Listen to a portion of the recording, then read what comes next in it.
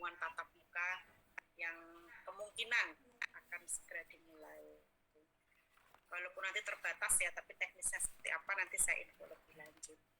Oke, alhamdulillahirobbilalamin, kita masih diberikan kesempatan untuk melanjutkan perkuliahan.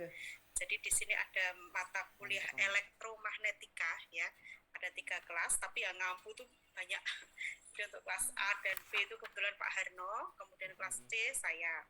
Kemudian nanti setelah pertemuan ke-9 ke atas itu yang mengampu adalah Bu Yesi, semuanya baik kelas A, kelas B maupun kelas C. Jadi ya nggak apa-apa, namanya bagi-bagi ya supaya rata itu mata kuliahnya. Oke, supaya kita kenal ya.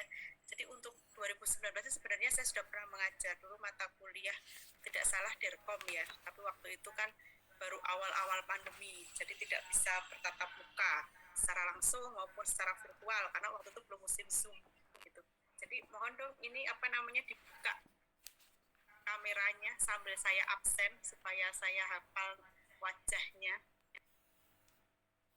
Ini baru bangun tidur ini sepertinya ini Mbak ini. Oh, tidur. Ini yang pertama Mbak siapa nih Mbak Husna. Dari kita berarti. Ada nggak Mutia Zahrotul Husna? Mbak Mutia Zahrotul Husna hadir nggak? Nanti kalau nggak respon ini di UCW-nya saya ubah jadi apa nih? Saya ubah jadi nggak masuk ya. Kalau di absen nggak respon. Oke, kemudian Mbak Natasha Mayriski Wijaya. Jadi dibuka dong kameranya Mbak Natasha. Ini Mbak Natasha di mana di posisinya? Di rumah. Ya, rumahnya di mana Mbak Natasha? Oh, dekat di Solo ya, berarti DTM. Kemudian yang ketiga Mbak Anissa Dwistowati. Ya. Mbak Anissa di mana ini posisinya? Di Solo. Oh, udah di kos ya, udah di Solo ya. Oke, terus Mbak Nurul Azizah. Mbak Nurul, mana Mbak Nurul? Mbak Nurul di mana nih? Kayaknya di rumah ya Mbak Nurul. Hadir. Di mana rumah? Di mana? Rumahnya Mbak Nurul? Di Solo atau bukan? Lagi di tempat rumahnya di. Oh, ini lagi di Solo, Bu. Di Solo. Kemudian Mbak Raga. Mbak Raga Patmitara Roro Febriani. Halo Mbak Raga. Oh, ada ya Mbak Raga, di mana nih posisinya Mbak Raga?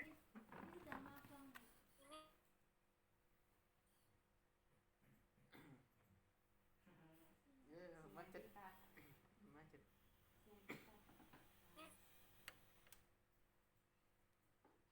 Halo, masih di mute Mbak Raga. Kemudian Mbak Rania Milenia. Mbak Rania Milenia. Ya, di mana Mbak Rania posisinya? Saya posisinya di rumah di Tangerang. Oh, masih di Tangerang ya. Oh, Tangerang udah level 3 ya Mbak ya? Sudah aman ya, kalau mau keluar kota sudah bisa ya? Ya, kalau di sekitar rumah saya alhamdulillah aman. Oke, semoga sehat selalu ya Mbak. Mas Randy di mana nih Mas Randy posisinya Mas Randy? Lagi di tempat magang Bu. Oh, di situ ya, di tempat magang ya. Oke, semangat ya. Semoga cepat selesai nanti magangnya. Ini kan tinggal 2 minggu lagi ya. Ya. Mas Rizal di mana nih Mas Rizal? Di tempat magang juga? Enggak Bu, saya baru sampai kos-kosan. Mas Rizal kok pakai jilbab nih, kenapa nih Mas Rizal? Enggak, ini sorban Bu, soalnya saya masih pakai kaos Bu. Bajunya belum saya. Itu keren. Ini kok pakai kerudung? Syekh Fadil. Apa ini nih Mas?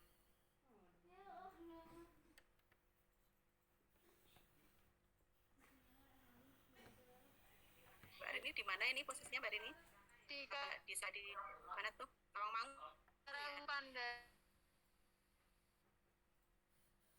Iya. Di jalan. Iya.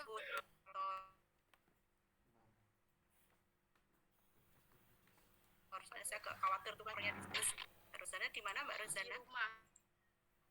Di Kebumen. Oh, masih di Kebumen.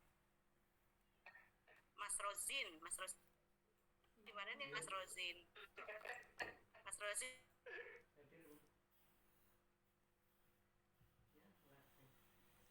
di tempat Kang.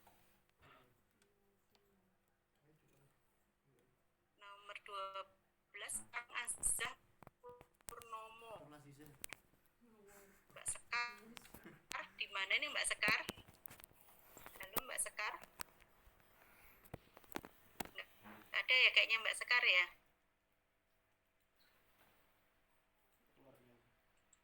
Mbak Siti Salma Kamila. Iya, Bu. Enggak, Mbak Siti di Solo Ada, atau Bu. bukan? Di Solo, Bu. Oh, memang di Solo ya rumahnya ya. Sekalian Enggak, Bu. Di kosan. Sekalian magang. Oke. Jadi saya mau mendata sekalian kira-kira sudah berapa persen mahasiswa yang ada di Solo gitu ya, walaupun ini masih satu kelas saja. Ini Mas Viko nih saya sudah hafal sekali nih, Mas Sahreza Viko Perdana. Ini masih di tempat magang atau di mana nih Mas Viko? Di rumah Bu, kebetulan libur magangnya, jadwalnya besok. Oh ya, oke. Hati-hati ya jalannya kalau ke sana. Nanti temennya diajak kalau nggak ada yang nggak bawa motor. Bu. Taskia Diklaluna. Mbak Taskia? Iya, Bu. Mbak Taskia di Solo juga? Iya, saya di Sukoharjo. Oke, berarti sudah banyak. Sudah hampir 80% di Solo Raya ya berarti ya. Tiara Tasya, Mbak Tiara? Mohon maaf, Bu. Tiara Rizky. Oh iya, Tiara Rizky. Iya, Tiara Rizky. Iya, Bu. Saya hadir. Lagi di tempat magang juga? Enggak, Bu. Di rumah. Di Solo juga berarti ya? Bukan, di Cirebon. Udah masih jauh ya, berarti yang masih di luar Solo masih lumayan. Ada yang dari Tangerang, ada yang di mana tadi? Kebumen ya, sama di Cirebon. Tiara Tasya Rosani? Tiara Tasya Rosani. Adil ya Mbak Tiara. Ini panggilannya sama-sama Tiara dua-duanya. Saya Tisha, Bu. Oh Tisa panggilannya. Mbak Tisa di Solo juga Mbak Tisa? Saya di rumah. Di mana rumahnya? Di mana Mbak? Putus-putus? Di Bandung. Oh di Banyumas. Mbak Valinda Putri Febrianti Hadir, Bu. hadir ya. Nih udah di Solo belum Mbak Valinda? Sudah di kos. Oh oke sip. Mbak Yolanda Farah Alista Hadir, Bu. ada udah di Solo juga? Belum, ini masih di rumah. Di Grobogan. Oh di Gerobokan ya. Nggak apa-apa Mbak, tenang aja. Nanti belum ada pengumuman kok disuruh masuk. Santai-santai aja dulu di rumah. Yang penting sinyalnya bagus ya Mbak ya. Satu lagi terakhir nomor 22 Mbak Zahra Anissa Putri. Halo, Bu. Ya di mana Mbak Zahra ini? Saya Di Solo, sekarang kan? bukan, Bu, lagi ngekos bersama Salma Valinda dan Nuranisa, Bu. Di Solo juga. Ya, betul. Oh ya oke. Oh, mau ini ya magang itu ya Mbak ya. Nggih, Bu, betul. Jadi selama ini apa namanya kosnya ditinggal atau ini masih tetap Baru ditempatin? ini. Baru nyari lagi. Oh baru nyari lagi. Kemarin sayang ya karena setahun Iya. ditinggal ya. Oke nih mumpung semuanya buka kamera mau saya foto dulu untuk bukti perkuliahan ya. Tadi saya baru di perjalanan, Ibu. Ya Mbak siapa tadi yang nomor 1 tadi ya? Iya, Bu. Nggak apa-apa Mbak nanti presensi aja nih di OCW ya. Ntar nih mumpung buka kamera semua. 1, 2, 3. Nih, nanti buat bukti perkuliahan.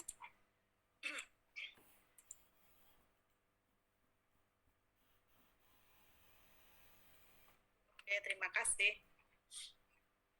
Nah, terus selanjutnya kita pendahuluan aja dulu lah. Kita nggak usah serius-serius dulu. Di masih perkuliahan yang pertama kita mulai dari pendahuluan saja, gitu ya. Jadi kan mata kuliah kita ini kan elektromagnetika, gitu kan. Nah, sebenarnya ada yang tahu tidak? Apakah fundamental force yang ada di alam atau di dalam fisika itu ada gaya apa saja? Ada yang bisa menjawab nggak, Mbak Mas? Gaya gravitasi. Karena ini sangat terkait. Jadi yang mau kita pelajari kan salah satu gaya fundamental yang ada di dalam fisika. Mas Randy barangkali bisa menjawab, Mas Randy? Gaya gravitasi, Bu. Ya, salah satunya gaya gravitasi. Kemudian yang kedua, ada berapa dulu, Mas? Fundamental force itu. Empat, Bu, kalau Kalau nggak salah. masalah. Berapa, Mas? Empat. Empat. Iya, apa saja, Mas? Gaya gravitasi, gaya Hmm? listrik, gaya apa lagi? Gaya magnet, terus sama gaya Gaya apa, Mas Rozi? Mas Randy? Gaya magnet, gaya magnet, gaya nuklir, gaya nuklir, sama gaya listrik, sama gaya Gravitasi. gravitasi. Jadi ada empat itu ya. Jadi ini kan sangat terkait dengan fundamental force.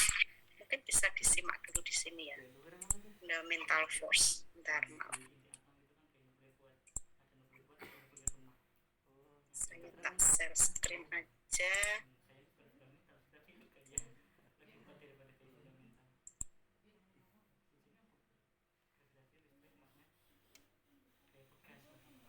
gaya ini, gaya bekas kayaknya. Oh iya.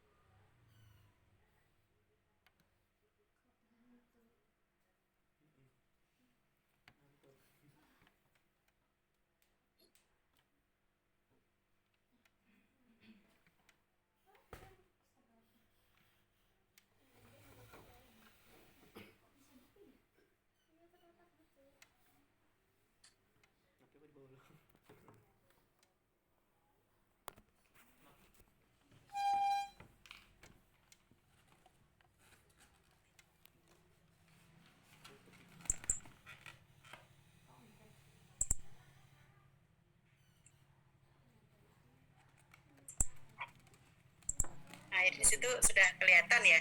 Jadi kan apa namanya, ada 4 fundamental gaya fundamental yang ada di dunia ini gitu ya.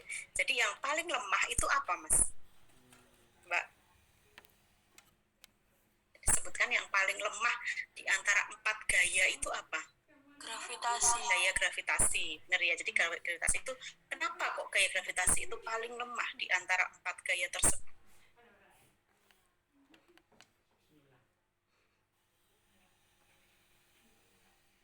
Disebutkan kan, kalau misalnya yang kedua setelah gravitasi, yang kedua yang lebih lemah, apa yang kedua?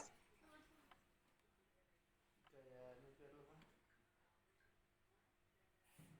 Tadi adalah gaya elektromagnetik gitu ya, itu kan 10, kalau tidak salah 10 pangkat 25 kali gaya gravitasi ya, 10 pangkat 25 kali. Jadi walaupun itu kecil, tapi sebenarnya kalau dibanding dengan gaya gravitasi kan besar sekali gitu ya, 10 pangkat 25. Kemudian yang sebenarnya ditemukan setelah gaya gravitasi Newton, pertama kali ditemukan oleh Newton ya, gaya gravitasi. Kemudian ditemukan yang kedua adalah Ørsted. Ørsted menemukan gaya elektromagnetik gitu kan. Kemudian dari sejarahnya kemudian ditemukan gaya elektrostatis gitu kan. Gaya elektrostatis itu apa sih sebenarnya? Itu adalah gaya yang mengakibatkan atom-atom itu dia tetap terikat gitu kan, tetap terikat. Nah, kemudian setelah itu orang taunya hanya gaya elektrostatik saja. Kemudian baru muncul ternyata ada gaya elektrostatik, ada 2 macam. Ada gaya elektrostatik kuat dan ada gaya elektrostatik yang lemah. Nah, ini baru ditemukan oleh eranya Abdus Salam tadi ya, Abdus Salam dan teman-teman tadi. Itu kemudian baru diprediksi itu sekitar di atas tahun 1970-an, 80-an gitu ya. Kemudian diprediksi bagaimana formulasi matematis dari gaya elektrostatik yang lemah seperti itu. Nah, itu ternyata sangat dibandingkan dengan gaya gravitasi itu 10 pangkat 38 kali lebih kuat untuk elektrostatik yang kuat. Nah, kalau misalnya elektrostatik yang kuat itu supaya gaya yang menyebabkan partikel-partikel atau misalnya quark yang ada di dalam inti maupun dalam elektron itu tetap menyatu. Tetapi kalau antara proton dan neutron itu ternyata gaya elektrostatik yang lemah, dia 10 pangkat 36. Jadi sebenarnya kan tidak terlalu jauh ya antara elektrostatis yang kuat dan elektrostatik yang lemah, itu beda 100 kali lipat saja. Tapi sebenarnya ini beda fungsinya gitu. Jadi supaya dia quarknya itu tetap menyatu di dalam inti ataupun dalam elektron, ini perlu gaya yang sangat kuat, gaya elektrostatik yang kuat. Tetapi antara proton dengan elektron itu ternyata gaya elektrostatik yang lemah. Nah, akibatnya apa? Akibatnya karena dia ikatannya ini lebih lemah dibandingkan dengan elektrostatik yang kuat, masih mungkin terjadi dia berpisah gitu kan, menyebabkan adanya radiasi gitu kan, kemudian adanya peluruhan. Itu karena dia lepas gitu ya, elektrostatiknya lemah, kemudian memungkinkan terjadinya radiasi, terjadinya peluruhan dan lain-lain. Oh ya, maaf tadi Mbak Sinta sudah dipanggil ya. Nanti presentasi saja Mbak Sinta. Nah, jadi yang akan kita pelajari di mata kuliah elektromagnetika inilah tentang gaya elektromagnetik. Hanya 1 di antara 4 gaya yang fundamental. Jadi apa saja itu teori-teori di situ? Karena tadi disebutkan kan, gaya elektrostatik itu kan gaya antara 2 muatan yang berbeda, antara muatan positif dan muatan negatif. Gayanya apa saja di situ? Nah, itu yang akan kita kupas tuntas di situ. Jadi kalau ketika ada 2 muatan listrik atau ada 2 dipol magnet yang berbeda, ini pasti akan timbul medan. Seperti itu ya, akan timbul medan listrik ataupun medan magnet di antara 2 muatan itu. Nah, ini nanti jadi gayanya apa saja. Kemudian ketika muncul medan, di situ ada muatan, bagaimana interaksinya? Itu nanti yang akan dibahas bersama-sama. Jadi misalnya ada partikel di dalam suatu medan listrik, bagaimana persamaan matematisnya, bagaimana fenomenanya. Kemudian misalnya di dalam medan magnet itu bagaimana fenomenanya. Nah, ini mengingat-ingat dulu ya pelajaran yang lalu. Nah, kalau misalnya di dalam suatu magnet gitu ya, itu kok bisa apa namanya, ada yang tahu nggak kenapa kok besi itu bisa ditarik oleh magnet seperti itu? Atau misalnya jarum yang terbuat dari besi bisa ditarik oleh magnet. Kalau misalnya kayu, kenapa kok tidak? Ada yang bisa menjawab nggak? Secara fenomena fisikanya. Kenapa Ini mengingat-ingat besi aja. itu bisa ditarik sama magnet sedangkan kayu nggak bisa? Karena besi punya Izin partikel coba partikel. menjawab. Ya, Mbak Rania, silahkan. Kalau saya dulu di pelajaran SMP SMA itu proses terjadinya magnet itu Ya. awalnya tuh dari besi yang dikonduksi gitu, makanya bisa muncul gaya magnet. Nah, makanya kenapa magnet itu bisa menariknya logam besi gitu yang emang bahannya itu asalnya dia gitu, Bu. Mungkin itu kalau. Nah, sebenarnya kalau dari segi bahannya ya, bahan besi sama misalnya bahan plastik, itu bedanya apa? Kenapa kok besi itu bisa ditarik oleh magnet sedangkan plastik itu tidak? Yang membedakan itu apa? Jawab, Bos. Nah, sebenarnya magnet itu bisa muncul karena adanya apa sih? Dari situ dulu deh. Atau misalnya kalau misalnya listrik itu bisa muncul karena adanya apa? Pergerakan elektron lah sama proton. Pernah nggak sampai, kalau magnet dulu deh, magnet itu bisa muncul karena adanya apa? Perbedaan medan listrik, Bu. Oke, itu namanya induksi ya kan? Kalau misalnya ada medan listrik kan yang prinsip ketika ada suatu kawat dialiri arus, maka di sekitarnya akan muncul medan magnet gitu ya. Tetapi secara substansi dari segi bahannya gitu ya, kenapa kok besi itu bisa ditarik oleh magnet sedangkan plastik itu tidak? Karena kuncinya adalah di situ tidak ada momen dipol magnet.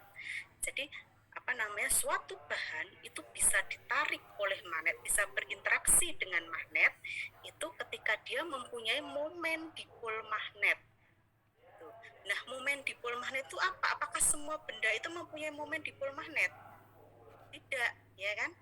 Jadi hanya unsur-unsur logam tertentu saja yang dia mempunyai momen dipol magnet. Seperti apa? Seperti Cu, Fe, gitu ya. Paling kuat itu pasti Fe. Ketika dia ada Fe atau besi di situ, otomatis dia pasti bisa ditarik oleh magnet. Nah, kenapa magnet itu bisa menarik? Karena ketika misalnya kita punya magnet batang, ya kan?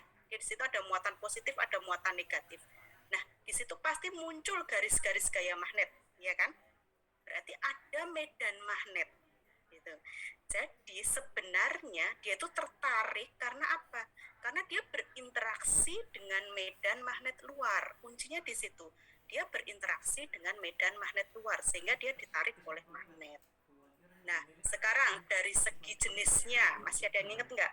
Kalau magnet itu ada bahan-bahan itu dari segi kemagnetannya ya, itu ada berapa macam? Ada yang masih ingat nggak? Ingat dulu materi yang dulu-dulu. Paramagnetik, feromagnetik. 3 ya.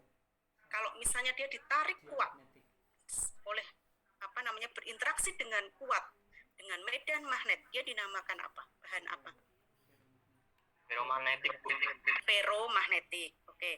Kalau tadi plastik, kayu, kemudian misalnya kain, dia jenisnya apa? Kalau yang kuat fero, berarti kalau yang lemah itu isolator diamagnetik, Bu. Diamagnetik. Oke, benar ya Mas Viko, benar. Jadi diamagnetik itu dia kalau dia lemah atau sama sekali nggak bisa kalau diamagnetik itu. Kalau dio itu yang saya tahu itu ditolak, jadi nggak bisa sama sekali. Nah, nggak bisa sama sekali, benar ya. Kemudian kalau yang bisa tapi dia lemah apa namanya? Yang lemah itu paramagnetik, ya kan. Jadi ada yang paling kuat itu namanya feromagnetik, kemudian yang sama sekali tidak bisa ditarik oleh magnet itu adalah diamagnetik. Kemudian yang di tengah-tengah itu namanya adalah para. Nah, sebenarnya bedanya apa antara ferro, kemudian diamagnetik, kemudian paramagnetik, itu bedanya apa sebenarnya? Nah, sebenarnya dia memang mempunyai momen dipol. Jadi kalau digambarkan apa namanya material yang dia sifatnya ferromagnetik itu dia memang momen dipolnya itu banyak. Gitu. Jadi dia memang momen dipolnya banyak dan searah momen dipolnya sehingga sangat mudah berinteraksi dengan medan magnet luar. Kalau dia magnetik itu dia memang tidak ada momen dipolnya di situ. Nah, bagaimana dia mau berinteraksi dengan medan magnet luar kalau tidak ada momen dipolnya? Jadi memang kalau dia magnetik itu sama sekali tidak bisa karena dia memang tidak punya momen dipol. Nah, kalau paramagnetik itu dia punya sebenarnya, tetapi arahnya acak. Sehingga untuk dia mensejajarkan dengan medan magnet luar itu agak susah. Makanya dia bisa berinteraksi tapi lemah, namanya paramagnetik. Nah, sebenarnya ada dua lagi, ada yang tahu nggak? Selain ferromagnetik, paramagnetik, diamagnetik, ada yang tahu nggak di antara itu? Yang pernah dengar? Di antara ferromagnetik dan diamagnetik. Mbak Taskia, pernah dengar nggak Mbak Taskia? Belum sih, Bu. Belum ya. Kalau Mbak Azizah, tahu nggak? Masih mood Mbak Azizah, masih mood. Belum juga. Nah, ada pernah dengar istilah itu ferrimagnetik dan anti ferromagnetik. Pernah dengar nggak istilah tersebut? Jadi ada dua lagi ya sebenarnya. Ada yang dia ferromagnetik paling kuat, kemudian ada paramagnetik itu dia agak lemah gitu ya. Kemudian yang sama sekali tidak bisa itu diamagnetik. Tapi ada dua lagi, ada yang namanya ferrimagnetik dan ada juga yang anti ferromagnetik. Ada itu sebenarnya, ada sifat-sifat itu. Mungkin kalian belum pernah dengar ya, atau mungkin pernah dengar tapi belum tahu seperti apa. Kalau anti ferro ini dia sama dengan diamagnetik sifatnya, tetapi kalau ferrimagnetik itu sifatnya sama dengan paramagnetik. Nanti bedanya apa kita akan bahas di perkuliahan selanjutnya gitu ya. Jadi artinya apa? Kalau belajar fisika itu pelajari fenomenanya gitu ya. Fenomenanya seperti apa sih? Arti fisiknya seperti apa sih? Itu ya Mbak ya. Tuh, nah, sama seperti misalnya kalau kita belajar tentang konduksi gitu ya, konduksi listrik di dalam suatu kawat. Nah, kenapa kok suatu kawat tembaga itu bisa menghantarkan arus listrik? Tuh, sedangkan bahan-bahan yang isolator itu tidak bisa. Gitu. Itu kenapa ya Mbak ya? Kita diskusi aja dulu di sini. Mbak Rania mungkin bisa jawab Mbak Rania. Tadi Mas Viko sudah jawab. Mbak Rania, Mas Randy ini nanti saya catat ini. Gimana Mbak Rania? Bu, suaranya. Putus ya? Iya, kenapa di dalam bahan yang konduktor itu dia bisa menghantarkan arus listrik. Sedangkan bahan yang isolator itu tidak bisa menghantarkan arus listrik. Secara fenomena apa yang terjadi di dalam bahan tersebut?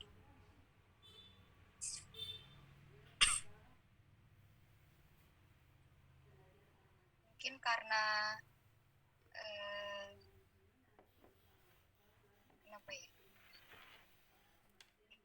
Karena ada apa Mbak?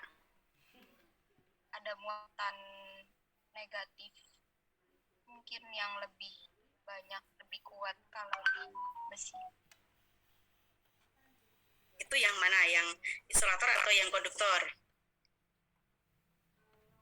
Yang konduktor. Ya, berarti ada muatan-muatannya ya. Benar juga, benar sebenarnya secara prinsip benar. Ada yang bisa menjawab lagi? Ada yang punya pendapat lagi? Yang lain? Mas Randy mungkin Mas Randy?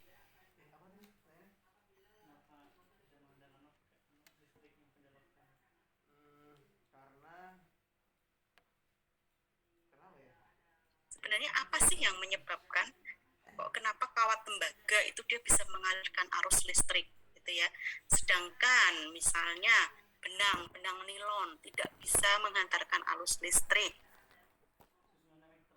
itu kan. Jadi jangan cuman berhenti di oh ini karena dia isolator, oh ini dia karena konduktor, jangan gitu, tapi apa, kenapa gitu ya. Kayak tadi kan misalnya kenapa kok besi itu dia bisa ditarik oleh magnet, oh karena dia memang punya momen dipol magnet gitu kan. Punya dia momen dipol magnet itu munculnya dari mana gitu kan. Itu karena adanya prinsip eksklusif Pauli, dia tidak berpasangan, ada elektron yang tidak berpasangan di kulit terluarnya gitu ya, sehingga Nah, iya. ketika dia pasti akan mencari pasangan kan, dia akan menarik elektron dari luar, menarik medan magnet luar dari medan magnet dari luar. Seperti itu sebenarnya ya yang terjadi. Gitu. Nah, sekarang sama dengan yang konduktor, yang listrik. Tadi kan magnet ya, sekarang yang listrik. Apa yang terjadi sebenarnya? Jadi, apa namanya? Sebenarnya arus itu apa sih, Mbak? Arus listrik itu sebenarnya Ya. jadi yang mudah saja, arus listrik itu sebenarnya apa? Dia muncul karena adanya apa? Ini Mas Randy kok banyak orang itu di sekitarnya lagi ngapain Mas Randy? Lagi magang Bu.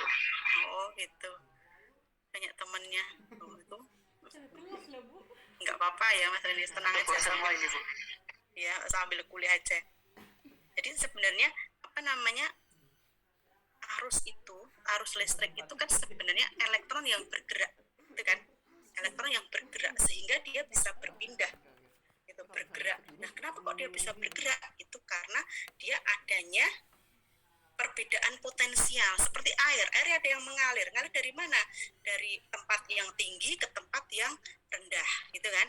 Nah, kalau arus listrik seperti apa? Sama, ketika tidak ada perbedaan potensial ya nggak mungkin ada arus listrik itu. Dia pasti berpindah dari yang potensial yang tinggi ke potensial yang rendah. Nah, kenapa kok di misalnya di tembaga itu dia bisa menghantarkan arus? Itu karena dia memang mempunyai jenis ikatan logam. Ikatan logam itu seperti apa? Itu dia apa namanya? Dia memang elektronnya bebas gitu. Di dalam ikatan logam itu elektronnya bebas sehingga dia bebas bergerak. Nah, kalau misalnya kayu, kalau misalnya besi, itu elektronnya nggak ada yang bebas, dia terikat di dalam atomnya seperti itu. Sehingga tidak mungkin elektron itu bisa jalan-jalan gitu kan, jalan-jalan kemana-mana, sehingga tidak mungkin benda-benda yang tidak mempunyai elektron bebas itu bisa menghantarkan arus listrik. Jadi seperti itu ya Mbak Mas, apa namanya prinsipnya seperti itu, dasar-dasarnya adalah seperti itu. Nah, sekarang kita kembali ke yang ini, elektromagnetik. Kenapa kok kita belajar elektromagnetik? Kenapa kita belajar elektromagnetik? Elektromagnetik. Tahu karena ada aja. Saya share screen dulu.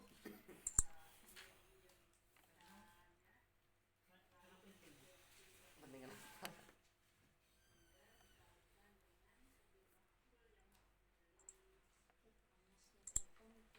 ini bagus ini, otomatisnya dapat banget. Penurunannya banyak.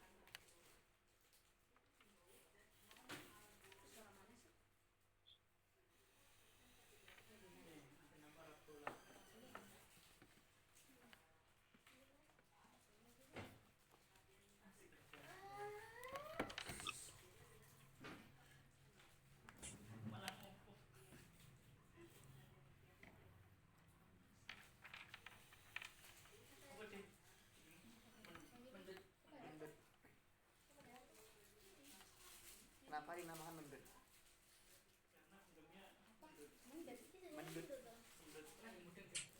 Mendut itu bukannya nama candi ya? Candi Mendut.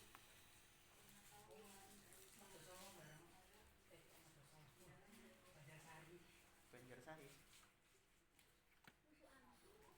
Dusukan ini kelurahan ya? Apa kecamatan? Kelurahan.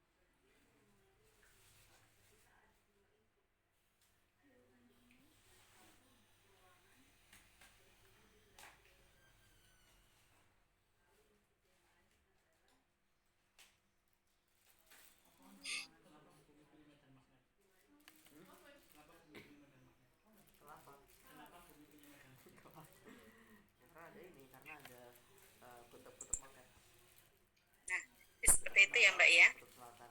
Mas. Sebentar. Nah, jadi prinsipnya adalah seperti itu. Elektromagnetik itu muncul karena adanya muatan, gitu kan? Muatan yang berbeda, positif dan negatif, seperti itu. Kemudian interaksinya macam-macam, gitu kan? Yang inilah yang akan kita pelajari di dalam mata kuliah elektromagnetik. Jadi, karena adanya dua muatan, kalau misalnya yang kalau gaya elektrostatis itu memang adanya di dalam inti atom, gitu kan, di dalam inti atom atau dalam elektron. Tapi kalau misalnya gaya elektrostatis lemah itu memang interaksi antara atom dengan elektron, inti atom dengan elektron. Nah, kalau misalnya elektrostatik ini apa gayanya? Elektromagnetik ini supaya benda itu supaya dia bisa menyatu di dalam suatu benda, gitu ya. Supaya besi, kalau besi misalnya tidak ada gaya elektromagnetik seperti apa? Ya atomnya dia akan menyebar, gitu kan? Tidak akan bisa padat, benda itu tidak akan bisa menjadi benda padat ketika tidak ada gaya elektromagnetik, seperti itu. Jadi kalau elektrostatik itu nanti intinya jadi kuak-kuak di dalam inti ini dia bisa menyebar. Dan ketika tidak ada gaya elektromagnetik, apa yang terjadi? Ya tidak akan ada benda padat, gitu kan? Atom-atom tidak akan bisa saling menyatu. Jadi yang menyatukan ini adalah gaya elektromagnetik, sehingga muncul ada benda padat, ada benda cair, kemudian ada gas. Ini semua terjadi karena adanya gaya-gaya elektromagnetik, ya.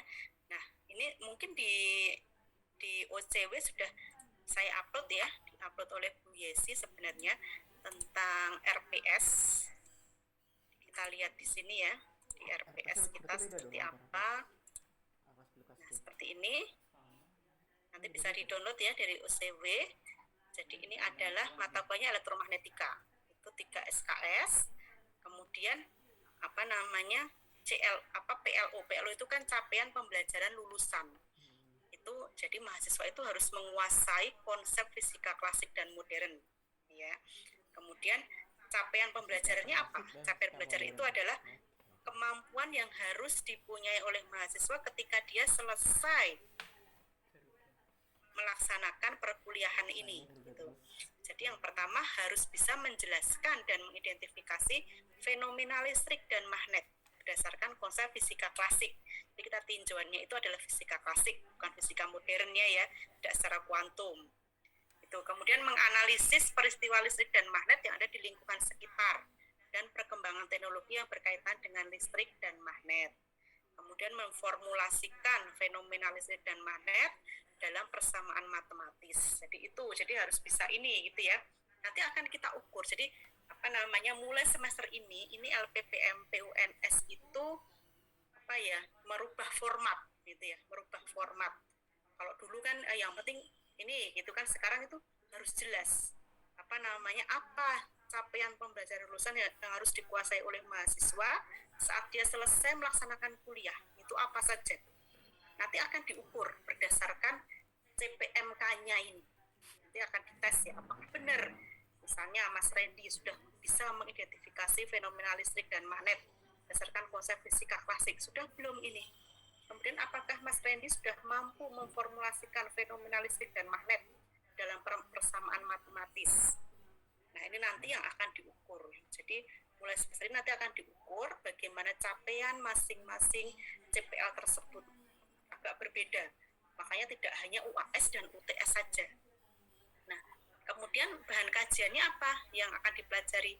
Mengenai analisis vektor, kemudian hukum Coulomb, medan listrik, kemudian di sini energi elektrostatik, kemudian dielektrik, hukum Ampere, ya macam-macam. Nanti bisa dibaca sendiri ya, sampai ke persamaan Maxwell. Nah, kemudian dari kuliah ini nanti, jadi kalau dulu itu kan hanya UAS dan UTS saja ya bobotnya ya. Nah, di sini enggak. Jadi nanti itu ada partisipasi dalam perkuliahan, aktif atau tidak. Kalau ditanya jawab atau tidak, ngerjakan tugas atau ya atau tidak. Itu nanti bobotnya adalah 30%, termasuk persensi ya nanti. Di situ adalah 30%. Kemudian nanti akan diberi project karena problem based learning. Nanti Bu Yesi tapi yang memberi project ini ya. Jadi ada simple project of electromagnetic, bobotnya gede 40%. Dan UTS dan UAS itu cuma kecil, cuma 15%. Jadi jangan khawatir nanti kalau misalnya kalau kemarin kan ujian nih harus bisa gitu ya. Terus nilainya kan dari ujian. Nah, mulai semester ini tidak seperti itu. Semua mata kuliah tidak seperti itu. Jadi untuk bobot partisipasi aktif dan proyek, kalau misalnya menggunakan proyek ya, itu diharapkan lebih dari 50%. Nah, jadi semua mata kuliah seperti itu, karena LPPMP mengharapkan seperti itu, lebih dari 50% itu persentasenya. Jadi yang diharapkan adalah partisipasi aktif di kelas, partisipasi aktif dalam mengerjakan tugas, dan lain-lain gitu ya. Nah, kemudian bobot UTS dan UAS itu tidak banyak, tidak besar, biasanya maksimal 20%. Gitu ya. Jadi jangan khawatir kalau misalnya kemarin saya UTS nilainya kok jelek ya. Itu nanti masih ada kemungkinan dia nilainya akan bagus keluarnya karena persentase untuk partisipasi aktifnya itu besar. Nah, kemudian buku yang dipakai apa? Yang dipakai itu adalah Wangnes. Udah lama ya bukunya. Itu electromagnetic field, silahkan. Kemudian ada magnetism dan magnetic material. Itu kemudian ada listrik magnet dan lain-lain. Nanti bisa kalian download di sini ya, RPS-nya bisa dilihat, kemudian bisa mulai mencari-cari bahan kuliah, materi-materi kuliah. Silahkan nanti apa saja yang penting nanti menyangkut materi yang akan kita bahas. Nah, di sini nanti direncanakan tetap 16 kali pertemuan. Pertemuan pertama membahas analisis vektor, hukum pulau medan listrik, kemudian potensial skalar, konduktor pada medan elektrostatik, energi listrik dan kerapatan energi medan, multipol listrik, kemudian elektrostatik pada bahan atau dielektrik, arus listrik, kemudian di sini induksi magnetik, kemudian potensial vektor, hukum induksi Faraday, energi magnetik, multipol magnetik, kemudian magnetism dan bahan magnetik, kemudian terakhir itu adalah persamaan Maxwell di sini ya, kemudian baru UAS. Nah, ini adalah materi yang akan kita pelajari. Kemudian sistem penilaiannya adalah seperti ini. Jadi saya sampaikan dulu di awal, untuk sistem penilaiannya itu ada 3 komponen. Yang paling besar itu adalah project. Karena nanti ini perkuliahannya itu berbasis project. Itu adalah 40%. Jadi nanti kalau diberi tugas project oleh BSc nanti dikerjakan ya dengan sungguh-sungguh karena persentasenya besar. Kemudian partisipasi aktif dalam perkuliahan itu nanti dalam berdiskusi, mengerjakan soal itu adalah 30%, dan UTS dan US adalah 15%. Nah, sampai di sini ada yang mau didiskusikan atau ditanyakan?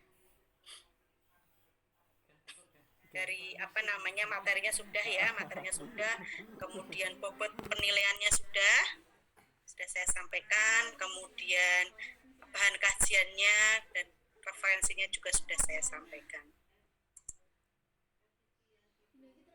Oke, jika tidak ada saya lanjutkan perkuliahannya sebentar aja ya. Ini mengingat-ingat aja dulu sebentar. Ini mengenai analisis vektor.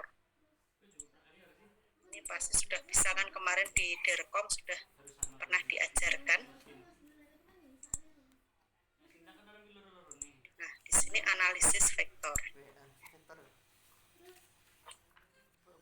Ini ya, di sini elektromagnetika itu kenapa kok analisis vektor ini sangat diperlukan? Karena dalam menganalisis formulasi magnetik pada persamaan-persamaan elektromagnetika seperti persamaan Maxwell dan lain-lain itu nanti sangat membutuhkan analisis vektor. Karena ini kan gaya ya, bicara dengan gaya. Gaya itu kan adalah besaran vektor, gitu ya. Nah, dia mempunyai besar, mempunyai arah. Nah, makanya analisis vektor sangat diperlukan di dalam materi perkuliahan elektromagnetika. Nah, kita ingat-ingat dulu, kan ada 2 macam ya. Besar itu adalah besaran skalar, dan yang kedua itu adalah besaran vektor. Nah, udah tahu dari SMP mungkin ya, kalau besaran skalar itu kan cukup dinyatakan oleh besarnya saja. Dinyatakan oleh bilangan dan satuan, misalnya waktu, suhu, volume, energi, dan lain-lain. Kan tidak tergantung pada sistem koordinat. Nah, kalau besaran vektor itu kan dicirikan oleh besar dan arahnya. Ya, misalnya kecepatan, percepatan cahaya, kemudian gaya. Ini adalah bergantung pada sistem koordinatnya. Nanti pakai koordinat apa? Nanti ini akan sangat berpengaruh dalam besaran vektornya di sini. Nah, menggambarkannya juga sudah paham semua. Jadi digambarkan dalam bentuk panah. Nih, terutama nanti ya kalau misalnya menulis skripsi atau menulis makalah lab quiz, itu nanti notasi vektor itu menuliskannya yang benar. Ini. Jadi bisa pakai huruf-huruf tebal, bisa pakai tanda panah di atasnya, bisa pakai huruf miring, gitu ya. Jadi nanti kalau menuliskan di skripsi atau misalnya di lab quiz itu yang tepat gitu. Jadi kalau dibedakan mana yang besaran vektor, mana yang besaran yang skalar. Kalau yang vektor nanti bisa tulis dengan huruf tebal, bisa pakai panah di atasnya, bisa pakai huruf miring dan lain sebagainya. Nah, kemudian besar vektor itu kan dinyatakan dengan tanda mutlak seperti ini. Ya kan, tanda mutlak seperti ini adalah besaran vektor tersebut berapa. Nah, ini kan misalnya ini kan sudah paham juga ya, jika ada dua vektor yang arahnya sama, besarnya sama, itu makanya A sama dengan B. Tapi kalau besarnya sama, arahnya tidak sama, ya A tidak sama dengan B. Arahnya sama, besarnya tidak sama, A juga tidak sama dengan B. Kalau besar dan arahnya berbeda, apalagi ini ya, ini A pasti tidak sama dengan B. Seperti ini. Jadi vektor itu sangat bergantung pada besar dan arah. Seperti ini. Nah, kemudian apa operasi-operasi yang pertama itu adalah operasi penjumlahan. Dan juga ada operasi perkalian. Gitu ya. Kemudian kalau penjumlahan seperti apa? Yang sudah paham semuanya ini pasti ya, kita mereview saja. Pertama adalah metode jajaran genjang seperti ini, metode jajaran genjang. Berarti misalnya ada vektor A yang arahnya ke kanan, kemudian vektor B yang arahnya ke atas seperti ini. Nah, kalau jajaran genjang berarti kita apakan? Ini kita jumlahkan kan, ini buat A, kemudian B, kemudian kita tarik garis seperti ini, sini ke sini. Kita buat jajaran genjang seperti ini. Maka dari pangkalnya di sini, ya di sini A, sini B, ini kita temukan pangkalnya. Di sini adalah vektor A, vektor B, kemudian kita tarik. Nah, vektor R ini adalah A plus B. Ini kan adalah A plus B. Nah, besarnya berapa? Besarnya vektor R itu adalah akar A kuadrat plus B kuadrat plus 2AB kosinus theta. Nah, kalau A min B seperti apa? A min B berarti kan B-nya itu kan, kalau minus itu kan berarti besarnya sama, hanya arahnya yang berbeda. Berarti kan ke bawah seperti ini kan, ini B. Kita buat jajaran genjangnya seperti ini. Ini S sama dengan A min B. Nah, kalau besarnya vektor S, ini adalah akar A kuadrat plus B kuadrat min 2AB kosinus theta. Ini adalah besarnya vektor S. Ini menjumlahkan vektor dengan metode jajaran genjang. Nah, kalau segitiga, bagaimana kalau segitiga kan kita tinggal melanjutkan aja ya. Jadi misalnya ini A-nya ke kanan, B-nya ke atas, itu kita ujung kena pangkal gitu ya. Ujungnya A, kena pangkalnya B, kemudian kita tarik garis antara ujungnya A sampai ke pangkalnya B. Ini adalah AB-nya. Nah, kalau poligon atau segi banyak, ya tinggal kita jumlahkan. Kalau misalnya kita menjumlahkan vektor A plus B plus C plus D, kita jumlahkan. A-nya ke kanan, kemudian ini adalah B, C, D. Ini adalah poligon. Menjumlahkan dengan cara poligon segi banyak. Nah, kalau vektor A dan vektor B searah, itu pasti sudutnya itu adalah 0. Gitu ya. Kalau berlawanan arah, tetanya adalah 180. Kalau saling tegak lurus, maka tetanya itu pasti sama dengan 90 derajat. Seperti itu. Maka di sini R-nya itu sama dengan 0. Karena 90 derajat ya, tegak lurus di sini. Nah, sekarang kalau misalnya kita mau menguraikan vektor atas komponen-komponen sumbu X dan sumbu Y. Gitu. Jadi misalnya kita punya ini vektor A dulu. Kita lihat nih yang warna biru. bisa kita uraikan ke komponen X. Berarti kita tarik garis di sini kan. Ini adalah AX. Sini kita uraikan juga ke arah sumbu Y. Ini adalah AY, gitu ya. Nah, di sini adalah sumbu Y. Nah, kemudian AX-nya itu apa? AX itu bisa kita uraikan ke AX sama dengan A kosinus theta, dan AY-nya itu sama dengan A sin theta. Kalau vektor B, bisa kita uraikan juga menjadi komponen X dan komponen Y.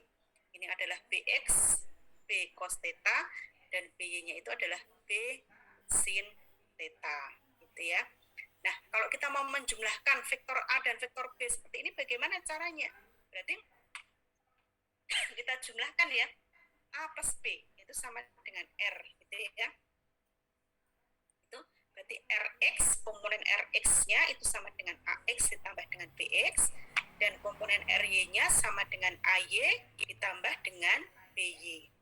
Sedangkan R-nya atau besar vektor R A plus B itu sama dengan akar dari Rx kuadrat ditambah dengan RY kuadrat. Nah, sudut antara A dan B berapa di sini? Tangen tetanya itu adalah RY dibagi dengan Rx.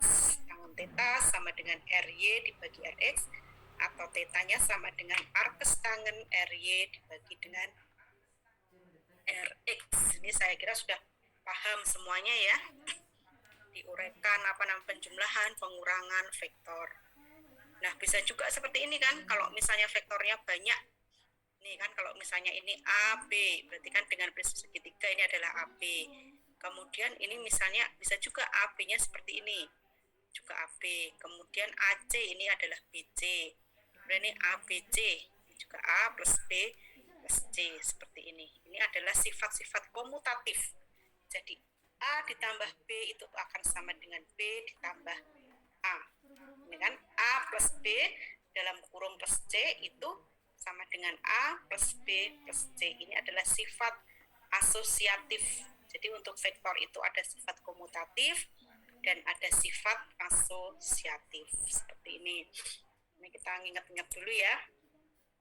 Nah, seperti ini. Bisa juga misalnya perkalian vektor.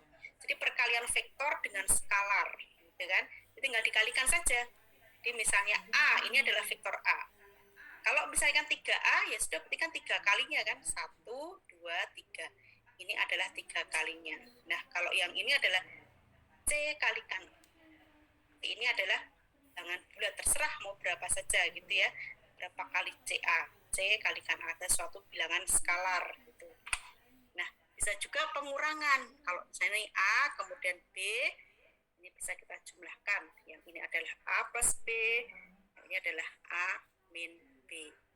Nih, sudah paham semua ya, bagaimana cara menggambarkan notasi vektor, menjumlahkan dengan metode segitiga, atau dengan metode jajaran genjang, kemudian menentukan besarnya vektor.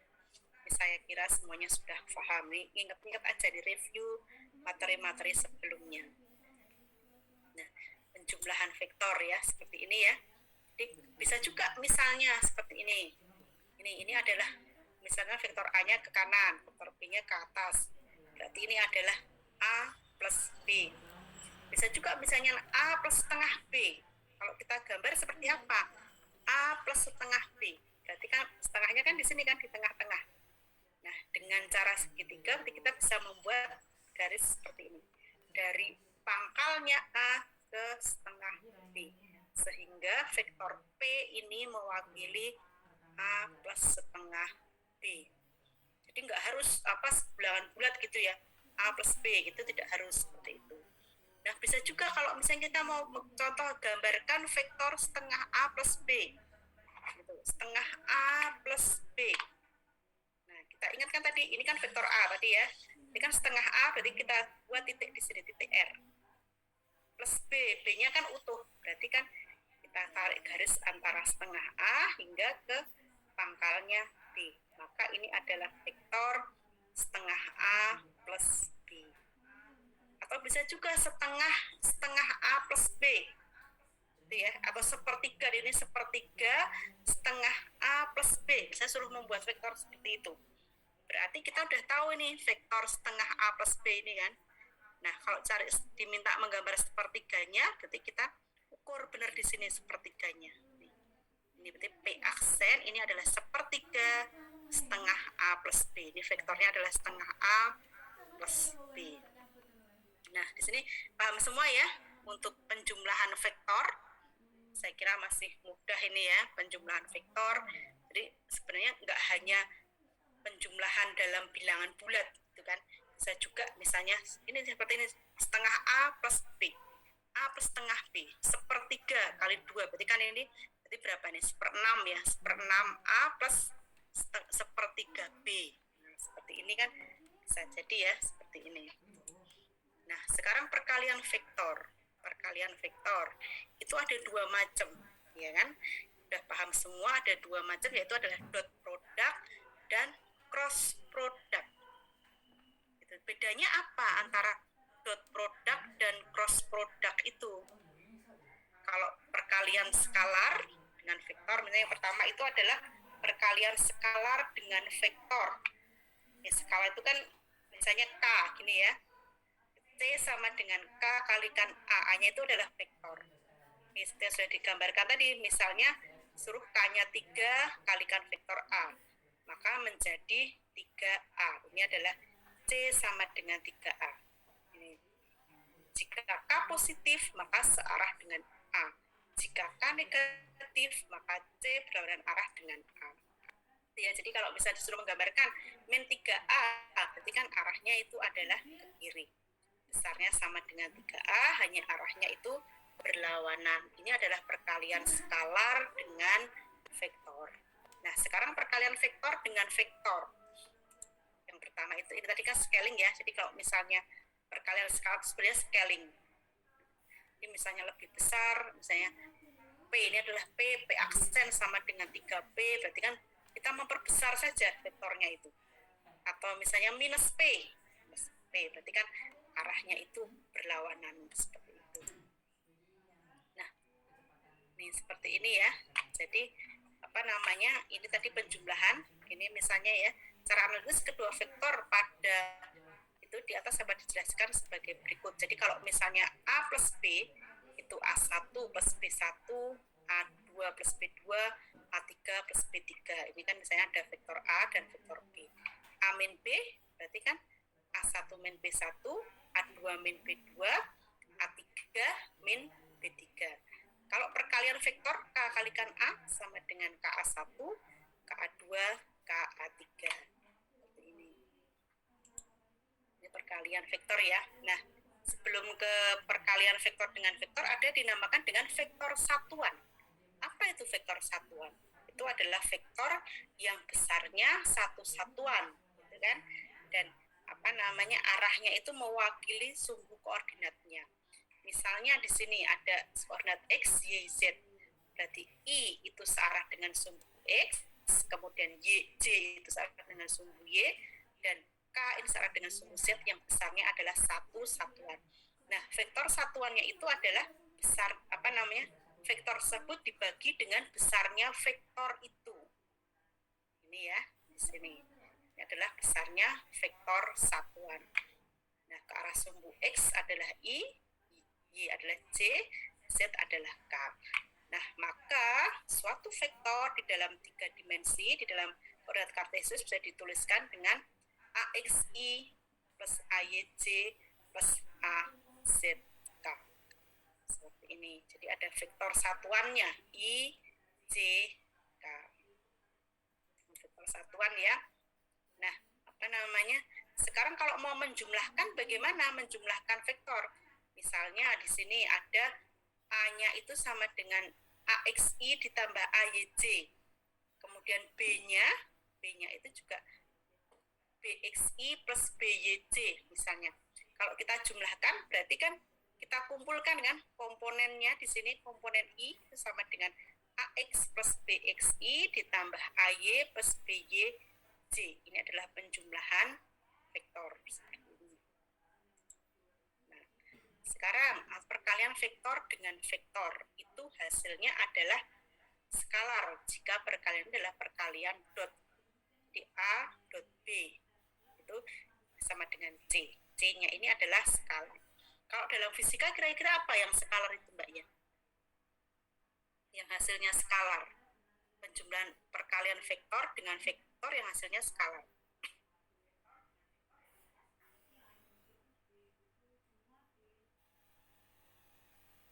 Kalau misalnya gaya dengan perpindahan itu apa?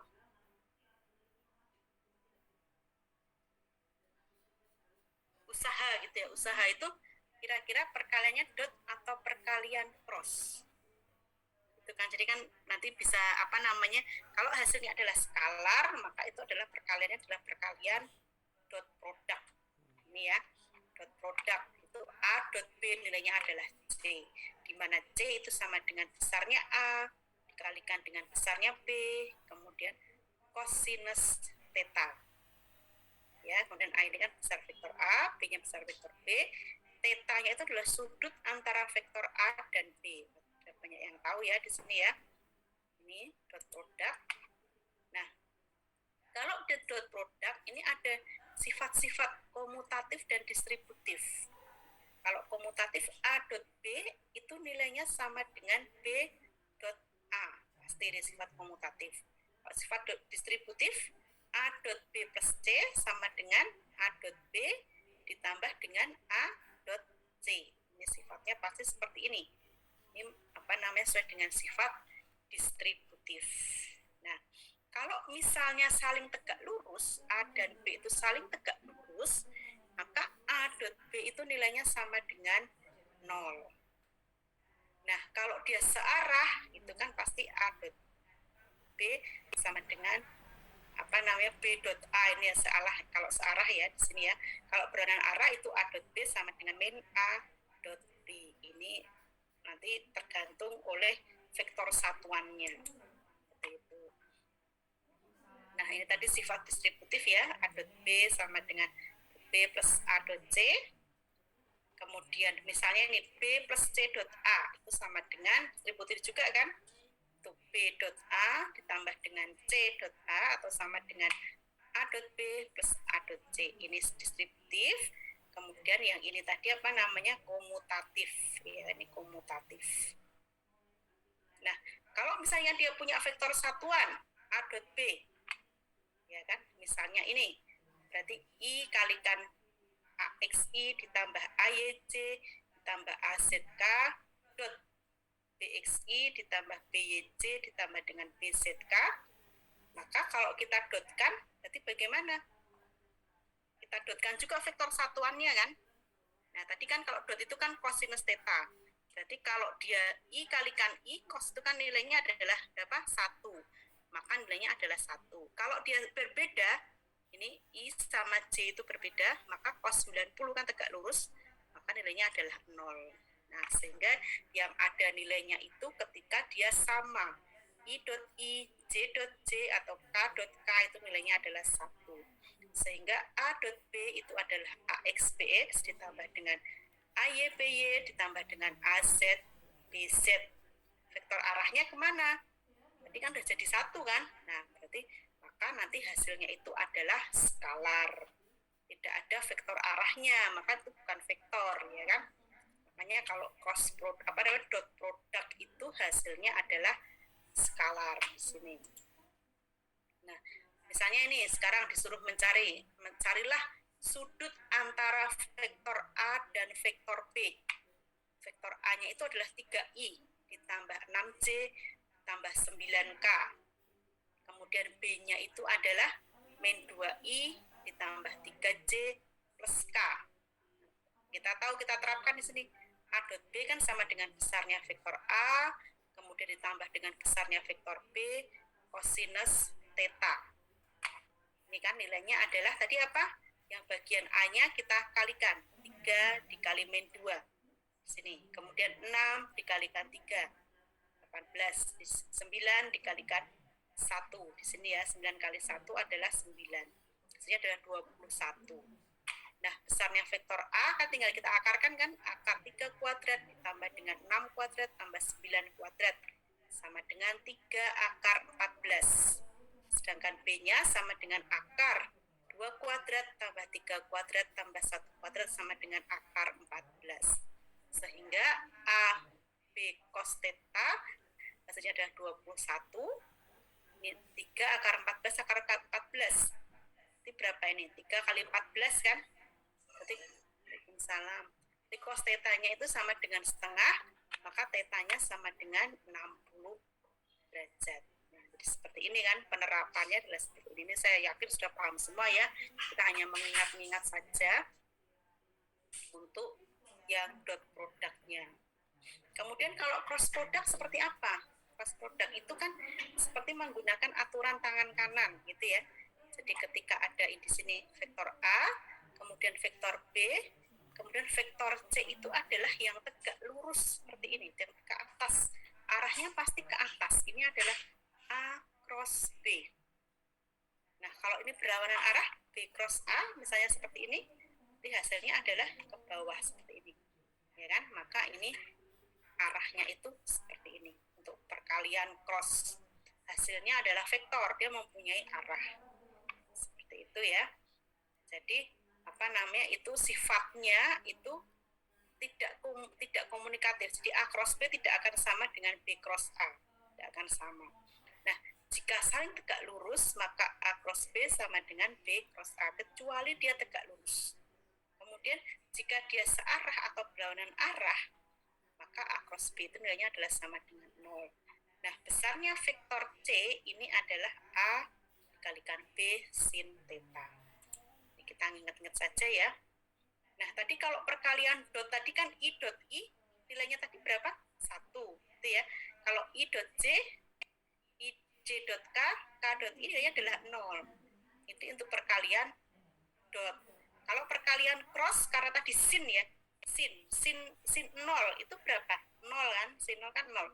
Berarti I cross I, J cross J, K cross K nilainya adalah 0. Nah, arahnya kan ini kan berlawanan arah dengan jarum jam ya. Ini di sini kalau I cross J, berarti kan I cross J hasilnya adalah K. Kemudian J cross K, J cross K hasilnya adalah I, K cross I hasilnya adalah J. Ini adalah cross product. Nah, mencarinya bagaimana? Untuk mencari cross product ini bisa menggunakan, kemarin itu sudah dipelajari mengenai minor kofaktor gitu ya. Boleh dengan cara determinan. Jadi misalnya ada ini vektor A-nya AXI tambah AYJ tambah AZK cross BXI plus BYJ plus BZK. Ini bisa kita gunakan minor kofaktor gini ya, dengan cara matriks seperti ini. Berarti kalau misalkan I, ini kan kita coret seperti ini, berarti kan AYBZ, BYAZ. Kemudian J kita coret, berarti kan AXBZ, min BXAZ. Kemudian min ya, min J. Kemudian plus kan, plus, min, plus, gitu kan. Ini diingat-ingat lagi tuh kemarin pelajaran determinannya. Nah, seperti ini misalnya. A-nya itu adalah 2I plus J min K, sedangkan B-nya itu adalah I plus 3J min 2K. Ini kan kita tuliskan di sini kan IJK. Nilainya itu adalah 2, ini kemudian 1, ini min 1. 1, 3, min 2. Ya kan? Kemudian kalau misalnya I, berarti kan di sini 1 kali min 2, min 2, kemudian dikurangi 3 kalikan min 1, min 3, min 3, berarti kan ini kan hasilnya ini. Kemudian min, ini kan plus, kemudian min gitu ya. J itu 4 plus 1, 6, min 1. Hasilnya adalah 1I ditambah 3J plus 5K. Ini juga masih ingat ya, untuk perkalian cross seperti ini, untuk vektor. Nah, ini juga saya yakin juga sudah bisa, masih bisa semua di sini. Perkalian cross dan dot. Nah, misalnya diketahui titik-titik ruang A, B, C. Nih, tentukan luas segitiga, gitu kan? Berarti kan kita mencari AB dulu. AB itu kan B min A. B-nya itu ini, kemudian A-nya di sini ketemu, kemudian AC itu C min A di sini ketemu, kemudian apa namanya, kita cari tegak lurusnya. Tegak lurusnya berarti kan AB cross AC. Nah, maka luas segitiganya itu adalah yang berhimpit di A. Itu adalah setengah akar 4, kemudian 13 kuadrat ditambah dengan 10 kuadrat, setengah akar 273. Nah, ini sama saja, ini cuma contoh-contohnya ya. Nah, kemudian vektor itu sangat bergantung pada sistem koordinatnya. Sistem koordinatnya apa yang digunakan? Ada 3 kan? Nah, sistem koordinat itu ada Kartesian, kemudian ada koordinat silinder, kemudian yang ketiga ada koordinat bola. Itu ya. Kartesian, kemudian ada koordinat silinder, kemudian ada koordinat bola. Nah, kalau Kartesian itu kan titik P ini dinyatakan dengan X, Y, dan Z. Seperti ini. Nah, kalau koordinat silinder, ini pasti juga masih ingat, itu suatu titik P dinyatakan dengan theta, V, dan Z. Seperti ini. Atau rho, ya misalnya rho atau theta boleh di sini. Rho, kemudian V, kemudian Z. Rho itu panjangnya, theta itu sudut antara sini ya, P dengan huruf sumbu X-nya, kemudian Z-nya berapa di sini. Koordinat silinder. Kemudian kalau koordinat bola itu kita nyatakan dengan R theta V. R-nya itu berapa jarak dari origin ke titiknya. Itu adalah R. Kemudian theta itu adalah sudut antara ini vektor R ini dengan Z. Ini adalah theta. Kemudian V ini adalah sudut antara sumbu X dengan proyeksi pada bidang XY. Seperti ini. Nanti diingat-ingat lagi ya. Perbedaan antara sistem koordinat Kartesius, kemudian koordinat silinder, dan juga koordinat bola. Ini karena sangat penting nanti di dalam pembahasan elektromagnetik ke belakang mengenai sistem koordinat. Nah, di sini kemudian ada 3 macam ya di sini.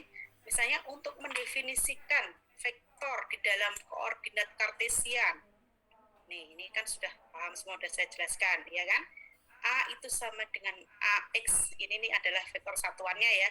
I misalnya, AYJ, AZK di dalam koordinat Kartesian.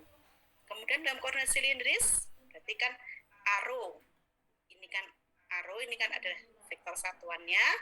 Kemudian ini AV, ini juga vektor satuannya. Kemudian AZ, vektor satuannya. Demikian juga untuk mendefinisikan vektor dalam koordinat bola seperti ini.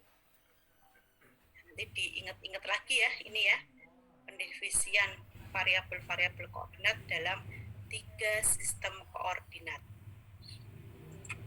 Nah, kemudian itu bedanya apa? Yang pertama itu sistem koordinat Kartesius misalnya.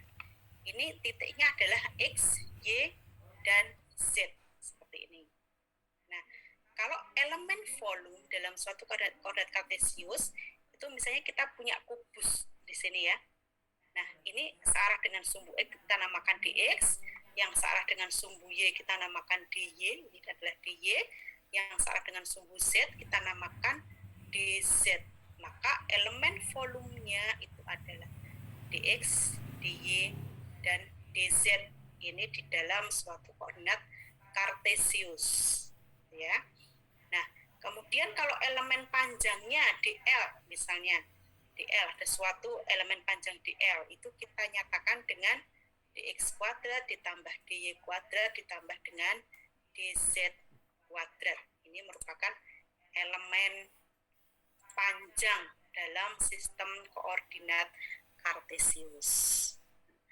Ini juga saya yakin sudah paham semuanya ya di sistem koordinat. Jadi menggambarkan vektor di dalam Kartesian seperti apa, kemudian di dalam koordinat silinder seperti apa, dan koordinat bola seperti apa. Mengapa ini penting? Karena di dalam elektromagnetika itu suatu muatan atau suatu gaya itu mungkin lebih mudah jika digambarkan di dalam koordinat sphere misalnya, atau koordinat silinder misalnya, dibandingkan dengan koordinat Kartesius. Atau misalnya dalam koordinat bola, dia akan lebih mudah menjelaskannya. Sehingga ini sangat penting untuk dipelajari dulu sebagai dasar mempelajari elektromagnetika, gitu ya. Ini jadi vektor, karena namanya gayanya elektromagnet itu kan pasti vektor ya. Jadi pelajari dulu vektor di dalam berbagai macam sistem koordinat seperti apa. Jadi review lagi nanti materinya, materi FISMAT sebelumnya tolong direview lagi. Nah, sekarang kalau misalnya seperti ini ya, koordinat kartesius, ini originnya, kemudian suatu titik itu seperti ini dinyatakan dalam x, y, z, kemudian elemen volumenya itu dinyatakan dengan dx, dy, dan dz. Gambarnya adalah seperti ini. Ini paling mudah ya kita pelajari koordinat kartesian. Nah, kalau koordinat silinder seperti apa? Itu dinyatakan dalam RVZ. Ya. Nah, apa namanya? Hubungan antara koordinat kartesius dengan koordinat silinder itu kita bisa nyatakan x itu sama dengan r cos v, kemudian y-nya itu sama dengan r sin v, dan z-nya itu sama dengan z, sama. Nah, dia arahnya itu ke atas. Dia hampir sama ya, hanya dia bentuknya itu adalah silinder. Nah, kalau misalnya elemen volumenya bagaimana? Volumenya berarti kan apa namanya? Ini kan dh. Di sini kan yang sama dengan sumbu G, dia yang segini adalah dh, kemudian ke atas itu adalah dz. Nah, ya kan ini ada dv, kemudian dz, kemudian ini elemen panjangnya. Elemen panjangnya itu adalah rdr. Kan kita tidak tahu ini berapa. R-nya kan belum pasti ya. rdr, maka dv-nya itu adalah rdr, dv, dz. Nah, kemudian elemen garisnya, suatu garis di dalam koordinat silinder itu bisa dinyatakan dengan dr kuadrat plus r dh kuadrat ditambah dengan dz. Ini nanti diingat-ingat lagi, ini dimulainya dari mana. Nah, seperti ini kan, kalau kita gambarkan sistem koordinat silinder, ini adalah titik P, kemudian apa namanya V itu adalah sudut antara X dengan titik P-nya ini berapa, kemudian Z-nya itu adalah komponen yang ke atasnya. Nah, suatu titik dinyatakan dengan V, ini R ya, boleh R, V, Z. Di sini Z-nya itu adalah tingginya. Nah, atau kalau misalnya komponennya berarti seperti ini kan, yang ke arah R itu sama dengan, ini juga boleh sebenarnya, seperti ini juga boleh dz, dh, kemudian ini adalah rho dh, seperti ini. Nah, kalau digambarkan seperti ini, sistem koordinat silinder. Misalnya R1, kemudian R-nya 2, kemudian R-nya 3, itu seperti ini. Jadi, membentuk tabung silinder seperti ini. Nah, sini bisa kita, tadi hubungannya sudah ya. Kemudian, apa namanya, tadi sudah di sini, hubungan koordinat silinder dengan koordinat kartesius. Jadi kalau kita mau mengubah dari silinder ke kartesius, berarti kan X-nya itu sama dengan R cos theta, Y-nya itu sama dengan R sin theta, Z-nya sama dengan Z. Kalau kartesius ke silinder, berarti R-nya itu sama dengan akar dari X kuadrat plus Y kuadrat, theta-nya itulah apa namanya, arkes tangen Y per X, dan Z-nya itu sama dengan Z. Nah, sekarang coba Mbak Siti Salma. Ini silinder atau kartesius, Mbak ini? Koordinat ini, Mbak. Yang kiri 4 2pi 2pi per 3,5. Ini koordinatnya apa ini, Mbak? Berarti silinder atau kartesius? Silinder. Kalau dirubah jadi kartesius jadi berapa, Mbak ini? Coba, Mbak. 4,2. Ini yang ini 4 2pi per 3,5.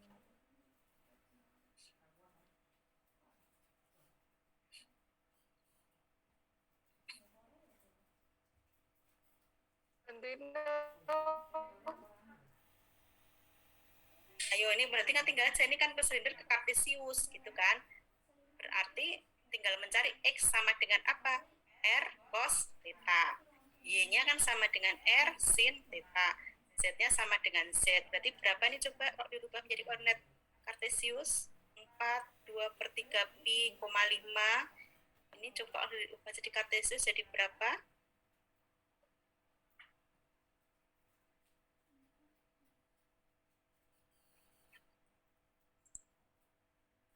Ini Mbak siapa ini ya? Mbak Taskia, coba Mbak Taskia yang ini. Atau Mbak Zahra, dua coba nih yang min 5, min 5, 2. Coba dirubah jadi koordinat silinder.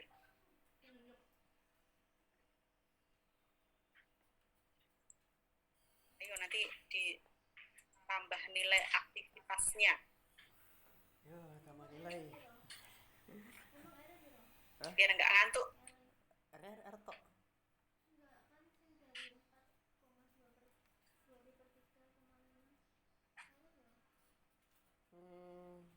Apa ya?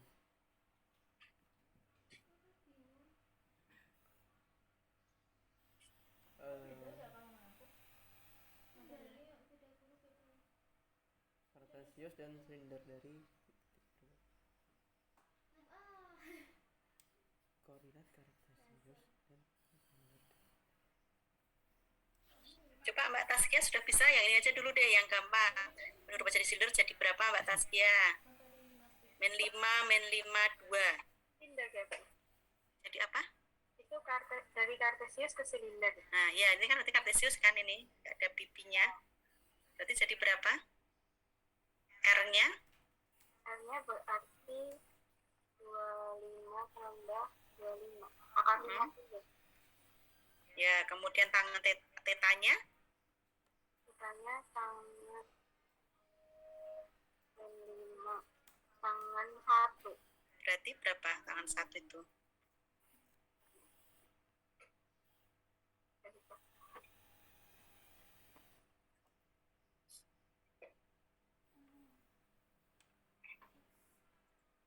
Tadi Mbak siapa tadi yang Mbak Siti Salma udah ketemu belum ini? Berubah menjadi silinder, jadi berapa Mbak Siti Salma? Ayo ke jawab ke. Tangan 1 45. Kan R kan tinggal di kuadrat. Jadi X-nya jadi berapa? X itu kan sama 25 dengan apa? tambah R 25 cos tambah theta kan? 54. Angka 54 itu 20.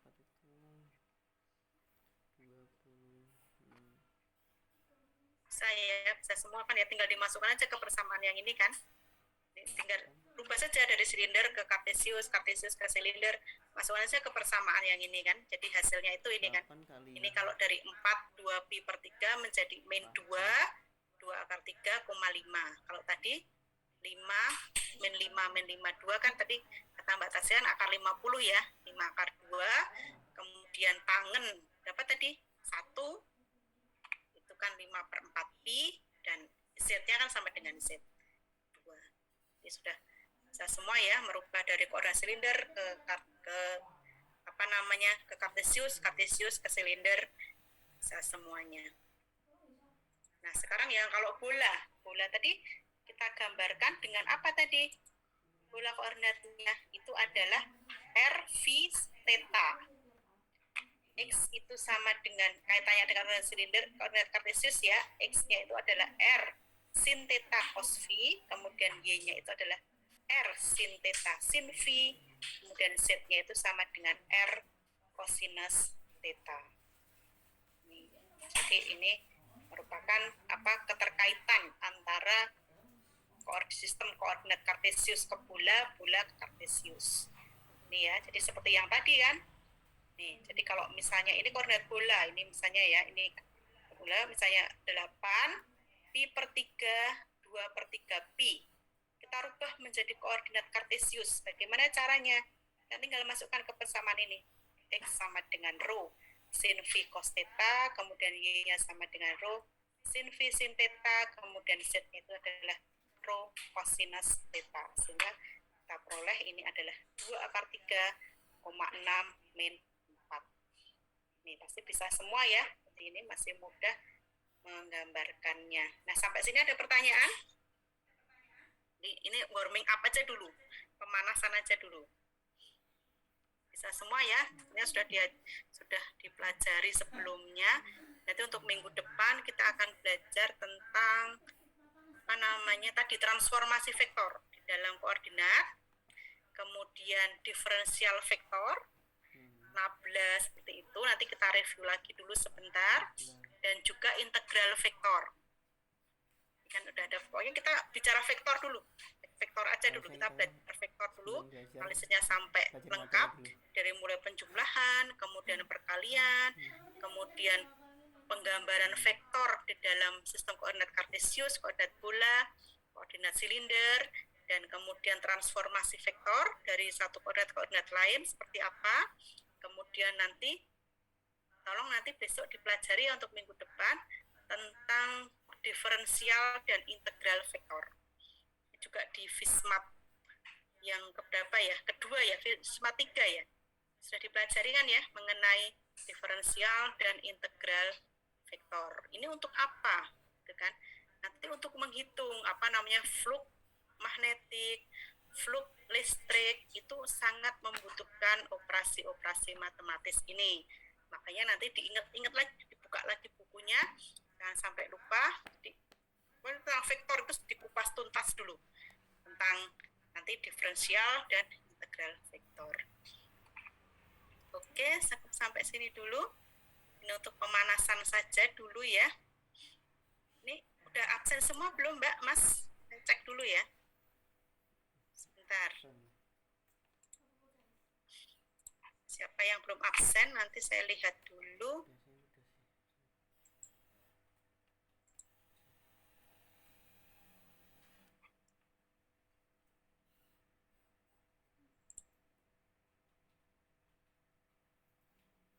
Ini siapa nih yang belum absen?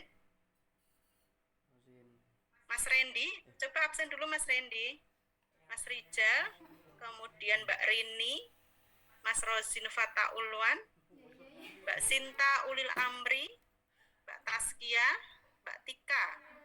Yang belum absen, silahkan absen dulu ya. Nanti tidak kelewat. Oke, mungkin pertemuan kali ini cukup itu dulu. Jadi penjelasan introduction, kemudian mengingat-ingat materi vektor dulu lah. Intinya itu. Jadi nanti kita ketemu lagi minggu depan di jam yang sama. Mudah-mudahan semuanya sehat selalu. Ada yang mau disampaikan nggak, Mas, Mbak? Tidak ada, Bu. Tidak ada ya. Oke, jika tidak ada, saya cukupkan sampai di sini. Semoga semuanya semangat. Yang sedang magang mudah-mudahan lancar semuanya ya, mendapatkan banyak ilmu di sana, kemudian di jalan juga diberikan keselamatan dan kelancaran. Mohon maaf jika banyak kekurangan. Saya cukupkan sekian dulu. Assalamualaikum warahmatullahi wabarakatuh. Waalaikumsalam warahmatullahi wabarakatuh. Terima kasih Bu. Enggak, saya kasih tugas dulu kita pemanasan ya. Oke, terima kasih Mbak Mas. Saya end meeting ya.